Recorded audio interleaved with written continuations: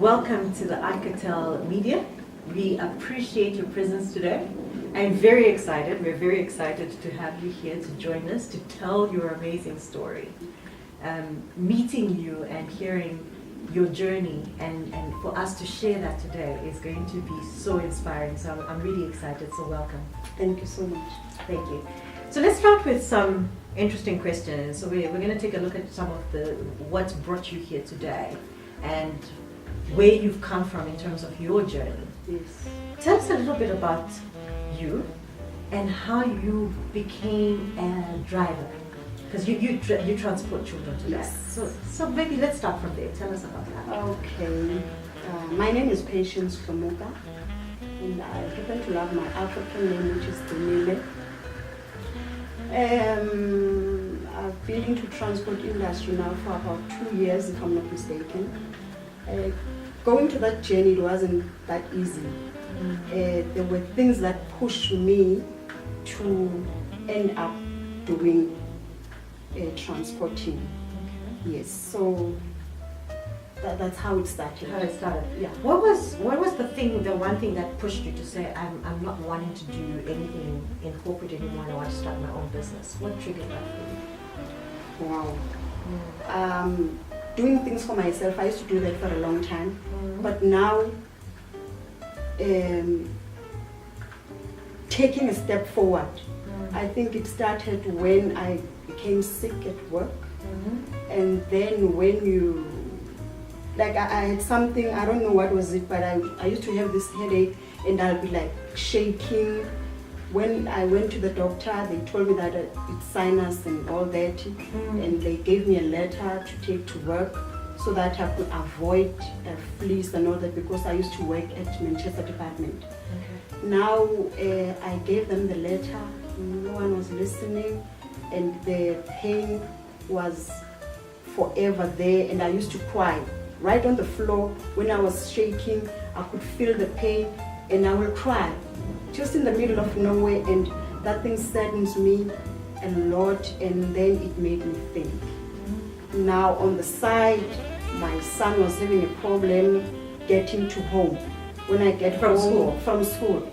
So when I get home, I would find my son outside at past 9 at night, because I used to work 9 to 6, 10 to 7. When it's holidays, it's 9. So I changed my son back to Risidale, and I would come during the day, fetch my son, go to work, we work together, and 7 o'clock we went back home.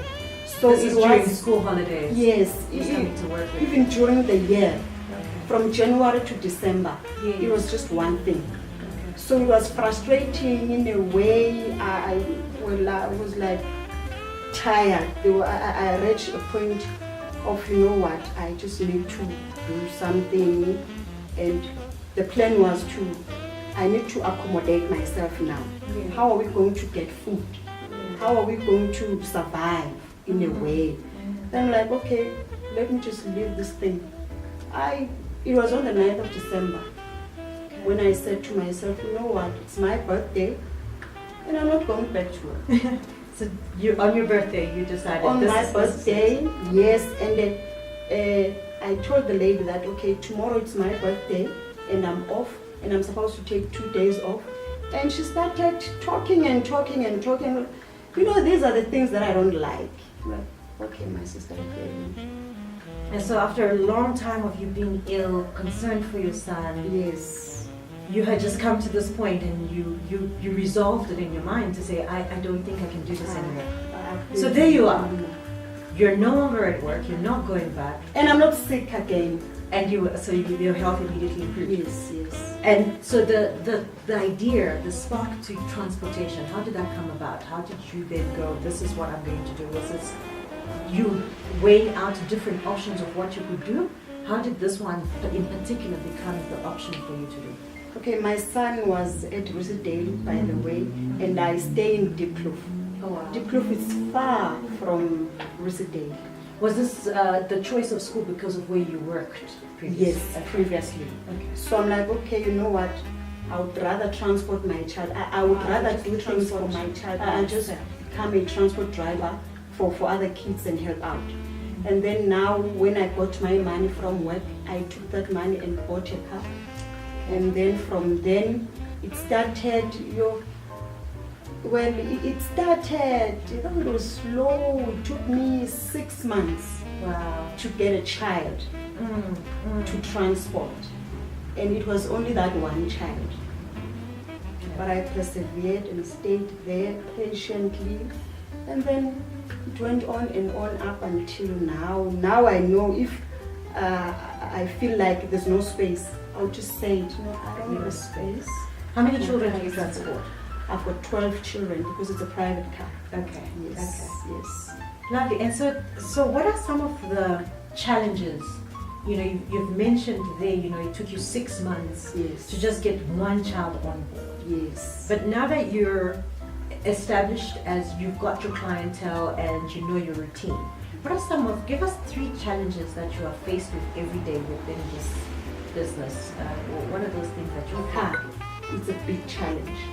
Because when you're having a car can just stop out of nowhere. But because of God's grace, it has never happened more often to me. So I'm still managing with this one car. So it's a challenge. With this kind of a business, you need to have an alternative transport. It's either you have 2 cars or someone else whom you trust who can help you. If ever you've got a problem with your car, then you can transport the kids so that they won't be stranded. And another thing is finding the parents who are willing to pay. Payment, it's a problem. Okay. So parents are not really wanting to pay for the transportation, but need the transport. Yes. Sometimes they will want to pay their own, they want to put their own price, yet now you need to negotiate. You need to think, okay, do I take it or what? But you need to be very firm with what you're doing. Okay. If you want this, it's take it or leave it. But at the end of the day, that parent will come back because she needs you or he needs you. Absolutely. And you need them back. So those are the challenges that I had so far. And what else? So let's move and shift from the challenge and say, if you were going to improve your business, what are 1 or 2 things that you would do to say, this is what I need to do to improve it? I mean, you sort of already mentioned this challenge of resourcing and the alternative for car. But if those were fixed, is there anything else that you would consider that you could change? Sure, changing. There are many things that I would love to change. There are kids who are suffering. They don't have a way forward in life. So being in a transport, no one wants to be a transport driver. But there are those kids whom I can help out, find licenses for them, help them do something with their life or have some sort of income. Instead of going stealing or buying, So you're talking about the youth that have finished school and are not, that are in your community that are not doing anything with their time? Yes. Okay, so you would want to actually grow your business to contribute to economic growth? Yes. So when you're helping the community, at least you are not helping yourself only, but you're helping everyone to. I know no one will be rich. No, we cannot all be rich in a way, but if you help one family, now you know that these people they slept eating at night, they ate, yet now on the side there are those who can't even get jobs, but they've got their degrees and all that. If you can just find a way of helping them, getting source of resourcements of to how can we improve them, grow or be what they've learned for. I mean, we cannot be studying for architecture and then at the end of the day you're doing something else. Why can't we just help them doing whatever they learned from all these years? Yes. And are there any fun things that happen through your day? What are some of the fun things that happen as a transport driver? Well, the fun things, I ended up selling. That's good. Okay. So I used to stand inside the car because of the time. We Right. used to be late all the time. No, Waiting for the I'm children. Yes, I'm going. I'm come to buy something. So I decided to buy something. And you know what, guys? Are we going home? You buy whatever you want to buy inside the car, and then we just go. So you had a mini tuck shop inside Yes, the car. I've got a mini tuck shop in the car. Yes. And then, you know, with the kids, I love working with the kids. They would say some of the things, others they will break you, others they will, you know, challenge you, and they will dare, kids will dare you. They Okay. dared me to make a better ice, of which I did. This is ice lollies. Yes, yes. So they started telling you what you need to stock up in your tuck shop. Yes. your mini tuck shop. If I want them to buy, Right. then I need to sell whatever they want. Okay. I did that, and the business of selling, I think I would say it's growing in a way. Okay. Yes, Because you've the got your ices. and you've got your guaranteed 12 that are definitely going to be purchased. Exactly. Okay. The whole packet of ices, I know, I don't know when it's winter, I don't know what's going to happen there. Okay. Yes, because you've got to switch out now the type of tuck shop that you have. Yes, then I have to sell something else. So there's something else I want to move on about this exciting and fun things about you. Yes. You're also very passionate about music. Yes. Tell us a little bit about how you came about to your love for music and why you love music so much. Well, loving music, it was through my dad. My dad used to love singing, and my dad knew how to sing. So I think me singing is because of him. I would say out loud that I can sing, yes, because of that. So my family used to sing. I grew up in a family of people who love singing, who love music. So I ended up doing that. My dad used to play Louis Armstrong. Okay. I used to love it. I love Louis Armstrong. So all the records were like stolen. Something happened to the record players. So now we bought. I went back finding those old music, you know, to remind us. As a collection. Yes, I do have the collection of almost everybody. Rita Coolidge, you know, Louis Wow. Armstrong, Otis Redding, you know, you name them. You know, yeah. So you mentioned in a conversation offline that you would have this dream to having your own album. What if you had to put that together? What kind of music would you have on it?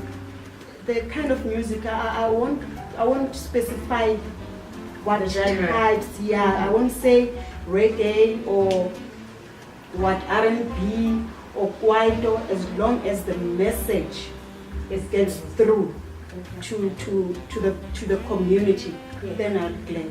Well, you sampled a beautiful piece earlier. We would love to. Could you give us a sample of you singing something for us? A short piece for us. A short piece. Yes, Yeah. of one of your favorites. Which I've got many favorites. Any one of them. Okay, let me take Louis Armstrong. Yes, ma'am. I see trees are green, red roses too. I see them blue, found you, and I think to myself, what a wonderful world. Wow, that's amazing. Thank you. I appreciate that so much. You also mentioned a fun fact is that many years ago you actually appeared on Jam Alley. Yes, I did. That must have been very exciting. It was out of this world because going to Jam Alley per se, it wasn't about going to Jam Alley because I didn't know how to go via getting to Jam Alley. All I wanted was to get a music contract. I didn't go through, so they gave us complimentary prizes whereby you go to Jam Alley. That's Okay. that's where I went to Jam Alley. Fantastic. Yes. So, if we had to close off and you had a message for the young people out there, you're an entrepreneur who has her own business that's successfully running in transport.